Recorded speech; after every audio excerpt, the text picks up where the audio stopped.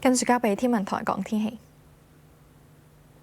大家好，歡迎收睇呢一節嘅天氣報告，我係吳燕林。先睇下大範圍嘅衛星雲圖，可以見到有啲對流雲團啦，都係影響緊沿岸地區。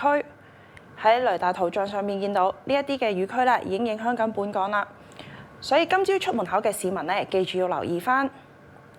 至於溫度方面，各區嘅溫度喺6點嘅時候，大概就喺26至到28度。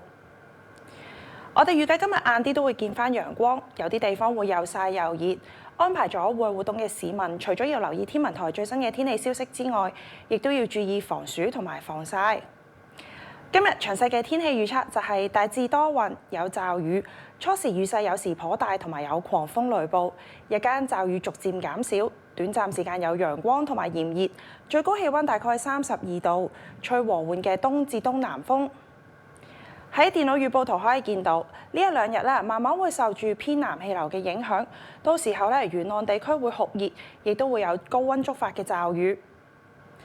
所以展望方面，我哋預計之後嘅幾日啦，都係部分時間有陽光，日間酷熱。多謝大家收睇呢一節嘅天氣報告，拜拜。睇睇分區氣温。